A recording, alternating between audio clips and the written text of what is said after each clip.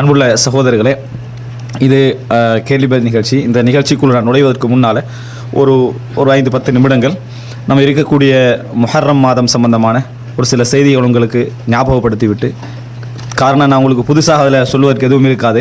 ஏன்றால் முஹர்ரம் நம்ம இங்கே ஒரு 10 வருஷம் இருந்தோம்னு சொன்னால் 10 முஹர்ரங்கள் என்னது வந்து போயிருக்கும். 10 முஹர்ரம் என்னன்னு நம்மளுக்கு தெரிந்திருக்கும். இதில் இவர் எதுவுமே புதுசாக என்ன செய்ய முடியாது, சொல்ல முடியாது என்பது உங்களுக்கு 100% தெரிந்திருக்கும். என்பதனால ஒரே ஒரு செய்தியை நம்ம படித்த மாதிரியும் இருக்கும், அமலுக்கு ஒரு தெரிந்தது போன்றும் இருக்கும் என்கின்ற அடிப்படையில் ஒரே ஒரு செய்தியை மாத்திரம் நான் இந்த இடத்திலே சொல்லிக் கொள்ளலாம் என்று நினைக்கிறேன். அதில் என்னென்று சொன்னால், இந்த நாங்கள் முஹர்ரமில் பிடிக்கக்கூடிய ஆஷூரா நோன்பு, இந்த ஆஷூரா நோம்புடைய சிறப்பு எல்லோருக்கும் தெரியும். ஆஷூரா நோம்புடைய சிறப்பு தெரியும். இந்த ஆஷூரா நோம்புடைய ஒரு வரலாற்றை மட்டும் நாங்கள் சுருக்கமாக தெரிந்து கொண்டால் நல்லது. இந்த நோம்பை நீங்கள் பார்த்தீங்க என்று சொன்னால், ரசூல் ஸல்லல்லாஹு அலைஹி வஸல்லம் அவர்கள் பிடிச்ச இந்த நோம்பை நம்ம 3 கட்டங்களாக பார்க்கலாம். ரசூலுல்லாஹி ஸல்லல்லாஹு அலைஹி வஸல்லம் அவர்கள் இந்த ஆஷூரா நோம்பை பிடிச்சாங்களே, இதை 3 கட்டங்களாக என்ன செய்யலாம், நாங்கள் பார்க்கலாம்.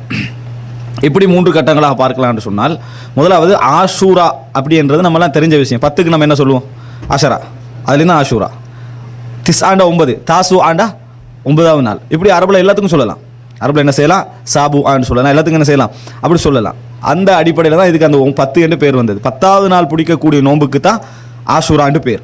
நம்ம அதுக்கு முந்தி பிடிச்சாலும் சரி, பிந்தி பிடிச்சாலும் சரி, தாண்டி பிடிச்சாலும் சரி, அதுக்கு ஆஷூரா நோம்பு என்னது பேரில். ஆஷூரா நோம்பு 2 நோம்பும் அல்ல, 2 நோம்பு பிடிக்கிறோம். அந்த 2 நோம்பும் கட்டாயம் அது சுன்னத்தான நோம்பு சேர்த்து தான் பிடிக்கணும், அது வேறு விஷயம். ஆனால் பெயர் ஆஷூரா என்பது எதுக்கு, 10வது நாளுக்கு மட்டும் உரியது. அப்போ இந்த 10வது நாளுக்கு மட்டும் உரிய இந்த ஆஷூரா நோன்பு முதலாக பிடித்தவர்கள் ஜாஹிலிய மக்கள். அன்ன ஆஷூரா கான யோமன் யசூமுஹு அஹ்லுல் ஜாஹிலியா, ஜாஹிலியா மக்கள் பிடிக்கக்கூடிய ஒரு நாளாக இந்த ஆஷூரா இருந்தது. முஹர்ரமில் 10 ரசூல் ஸல்லல்லாஹு அலைஹி வஸல்லம் பார்த்து வராங்க, அவங்களும் பிடிச்சி வராங்க. ஜாஹிலியா மக்கள் பிடிக்கிறாங்கன்னா அர்த்தம் என்ன, ரசூல் ஸல்லல்லாஹு அலைஹி வஸல்லம் அவர்களுக்கு நபி பட்டம் கிடைக்க முந்தின நாளிலிருந்து என்ன செய்கிறாங்க, அவங்க பிடிச்சிக்கின்னு வராங்க அந்த நோம்பை. ரசூல் ஸல்லல்லாஹு அலைஹி வஸல்லம் அவங்களும் பிடிச்சிக்கின்னு வராங்க. இது முதல் கட்டம். இப்போ இஸ்லாம் கிடைச்ச பிறகு ரசூலாங்க அதை கண்டினியூ பண்ணுறாங்க. இஸ்லாம் கிடைத்த பின்னாலும் நபி அவர்கள் அதை கண்டினியூ பண்ணுறாங்க. மற்றபடி அது என்ன, அதாவது ரசூல் ஸல்லல்லாஹு அலைஹி வஸல்லம் அவர்களாக ஒரு சுன்னாவாக ஆரம்பத்தில் ஏவிய ஒன்று அல்ல. ஆனால் ரசூல் ஸல்லல்லாஹு அலைஹி வஸல்லம் ஜாஹிலிய மக்கள் பிடிச்சிட்டு வராங்க, இஸ்லாத்திலே நோம்புன்றது உண்டு. அப்போ அந்த அடிப்படையில் ரசூலாங்க என்ன செய்கிறாங்க, அந்த நோம்பை கண்டினியூவாக பிடிக்கிறாங்க. இது முதலாக நம்ம தெரிஞ்சு கொள்ள வேண்டிய விஷயம். ஜாஹிலிய மக்கள் இந்த நோன்பை என்ன செய்தார்கள், நோற்று வந்தார்கள். இஸ்லாம் கிடைப்பதற்கு முன்னிருந்தே நோற்று வந்தார்கள். காரணம் அவங்களுக்கு தெரிந்திருந்ததா இல்லையான்னு அதில் வரல, நோம்பு பிடிச்சிட்டு வராங்க. இப்படி பிடிச்சிட்டு வந்த ரசூல் ஸல்லல்லாஹு அலைஹி வஸல்லம் அவர்கள் அப்போ எத்தனை வருடம் இஸ்லாம் கிடைத்த பின்னால் பிடிச்சிக்கிறாங்க, 13 வருடம். இஸ்லாம் கிடைக்க முன்னால் ரசூல் ஸல்லல்லாஹு அலைஹி வஸல்லம் மிக நீண்ட காலமாக என்ன செய்கிறாங்க, அந்த நோம்பை பிடித்து கொண்டு வருகிறார்கள். அது மாத்திரமல்ல, மதீனாவுக்கு வராங்க ரசூலா.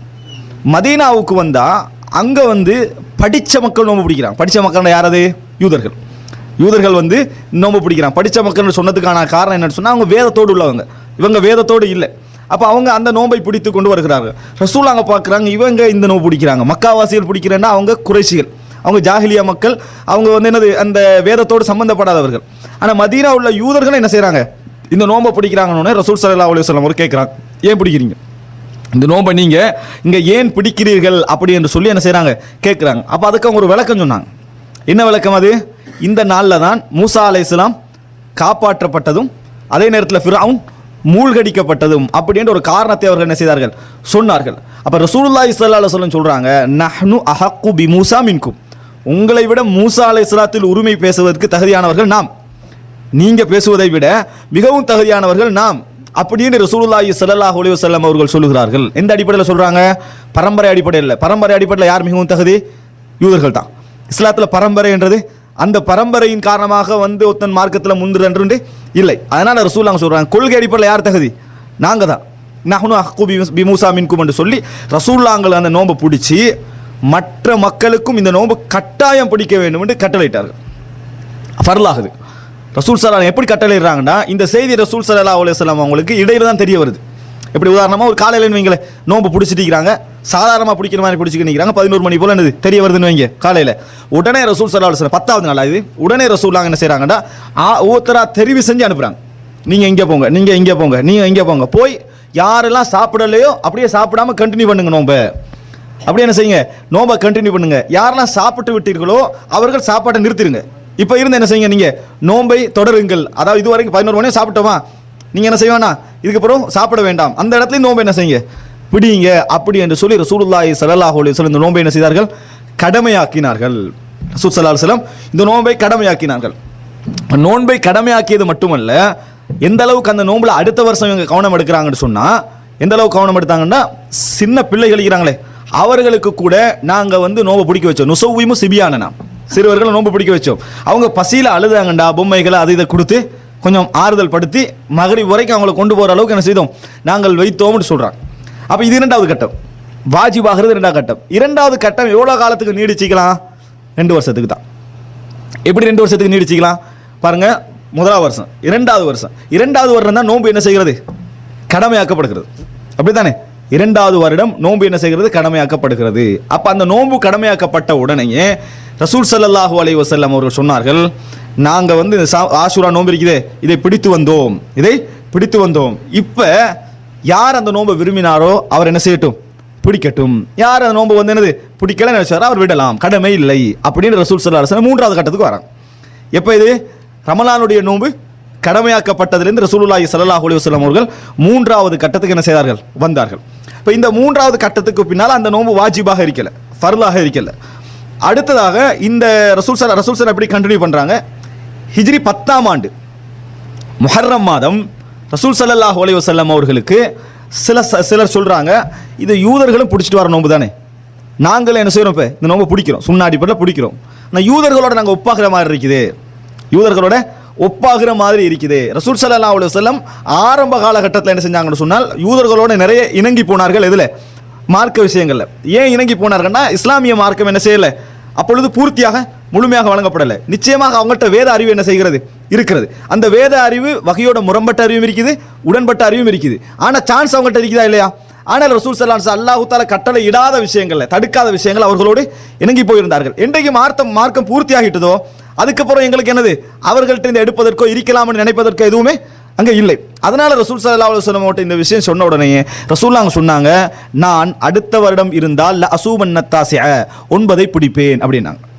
9ஐயும் என்று சொல்லலை, இதனால தான் அந்த கருத்து முரண்பாடு வந்துச்சு. அடுத்த வருஷம் இருந்தால் நான் 9ஐ பிடிப்பேன் அப்படின்னு ரசூல் ஸல்லல்லாஹு அலைஹி வஸல்லம் சொல்றாங்க. ஆனால் ரசூலுல்லாஹ் என்ன செய்யலை, இது வந்து அந்த ஹிஜ்ரி 11ஆம் ஆண்டு, 10ஆம் ஆண்டுல ஹிஜ்ரி 11ஆம் ஆண்டு சொல்றாங்க. ஏன்னா ரசூலுல்லாஹ் வர்ணிச்சது ஹிஜ்ரி 11 ரபியுல் அவ்வல், ஹிஜ்ரி 11 ரபியுல் அவ்வல். அப்ப ரசூல் ஸல்லல்லாஹு அலைஹி வஸல்லம் இதை வந்து முஹர்ரம்ல சொல்றாங்க, நான் அடுத்த வருடம் இருந்தால், அப்படின்னா ஹிஜ்ரி 12 இருந்தால் நான் 9ஐயும் பிடிப்பேன்றாங்க. ஆனால் ரசூல் ஸல்லல்லாஹு அலைஹி வஸல்லம் அடுத்த வருடம் வருவதற்கு முன்னால் மரணித்து விட்டார்கள். இப்போ இதிலிருந்து என்ன விளங்குன்னு சொன்னால், ரசூல் ஸல்லல்லாஹு அலைஹி வஸல்லம் இந்த 9ஐ பிடிப்பேன்னு சொன்னாங்களே, அந்த வார்த்தைக்காக வேண்டி தான் இப்போ நாங்கள் என்ன செய்கிறோம், 9, 10 பிடிக்கிறோம். 9, 10 பிடிப்பதற்கான காரணம் 10 தான் ஆஷூரா, 9 ஆஷூரா அல்ல. ரசூல் ஸல்லல்லாஹு அலைஹி வஸல்லம் யூதர்களோடு முரண்படுவதற்காக வேண்டி என்ன செஞ்சாங்க, நான் 9ஐ பிடிப்பேன்னு சொன்னாங்க. அதனால 9ஐயும் பிடிச்சி 10ஐ என்ன செய்கிறோம், பிடிக்கிறோம். இதுக்கு சிலர் எப்படி விளக்கம் எடுத்துட்டாங்கன்னு சொன்னால், 9ஐ பிடிப்பேன்னு ரசூலுல்லாஹ் சொன்னாங்க, எனவே 10 விடலாம், 10 பிடிக்க வேண்டிய அவசியம் இல்லை. 9 தானே 9ஐயும் பிடிப்பேன் ரசூலுல்லாஹ் சொல்லலையே, 9ஐயும் பிடிப்பேன் ரசூலுல்லாஹ் சொல்ல வேண்டிய அவசியம் இல்லை. ஏன்னா 10ஆம் நாளுடைய சிறப்பு மாறாது, 11க்கு 9க்கு மாறாது, 8க்கு மாறாது. 10ஆம் நாளுடைய சிறப்பு எப்பயும் என்னது, 10ஆம் நாளுடைய சிறப்பு தான். யூதர்கள் முரண்படுறதுனால என்ன செய்யாது, மூசா அலைஹிஸ்ஸலாம் 9ஆம் நாளில் காப்பாற்றப்பட்டாருன்னு ஆகிறாது. அதனால அதை ஞாபகப்படுத்தி நோன்பு பிடிக்கிறன்றது என்றைக்குமே இருக்கும். ஆனால் இந்த 9 எதற்காக வேண்டி, முரண்படுவதற்காக வேண்டி. ஒருவர் 9ஐ பிடிக்க கிடைக்கல என்று சொன்னால் அவர் வந்து ஆஷூரா நோம்புடைய கூலி அவருக்கு என்ன செய்யாது, இல்லாமல் போகாது. இந்த ஆஷூரா நோம்பு சம்பந்தமாக வரக்கூடிய அந்த பாவ மன்னிப்பு சம்பந்தமான ஹதீஸ் 10வது நாளுக்குரிய ஹதீஸ் தான், 10வது நாளுக்குரிய ஹதீஸ். 9ஆம் நாள் என்பது யூதர்களோடு முரண்படுவதற்கான ஒரு செய்தி என்பதை நம்ம புரிஞ்சுக்கணும். அப்போ இதை எடுத்து பார்த்தீங்கன்னு சொன்னால் மொத்தமாக பார்த்த ஒரு 3 நிலை, ரசூலுல்லாஹ் அந்த கடைசி மாற்றத்தை எடுத்து பார்த்தா மொத்தம் 4 நிலை. ஒன்று ஜாஹிலியா காலத்தில் ரசூல் ஸல்லல்லாஹு அலைஹி வஸல்லம் தொடர்ந்து அப்படி நோம்பு பிடிச்சிட்டு வந்தது, மக்காவுக்கு அந்த மதீனாவுக்கு வந்த உடனே கடமையாக இருந்து பிடிச்சது. இப்போ 3வது சுன்னத்தான நிலைமை மாறியது. 4வது ரசூல் ஸல்லல்லாஹு அலைஹி வஸல்லம் அடுத்த வருஷம் என்ன செய்வேன், அப்படி பிடிப்பேன் என்று சொன்னது. இதுதான் நம்ம அந்த ஆஷூரா நோம்பு சம்பந்தமான ஒரு சுருக்கமான ஒரு வரலாறு. இதை நம்ம தெரிஞ்சுக்கணும்னு சொன்னால் ஆஷூரா நோம்புடைய ஒரு பின்னணி நம்மளுக்கு என்ன செஞ்சிடும், தெரிந்துவிடும். அல்லாஹ் ரப்புல் ஆலமீன் நாம் விளங்கியவைகளை வைத்து அமல்படுத்தக்கூடிய மக்களாக எம் அனைவரையும் ஆக்கி அருள் புரிவானாக.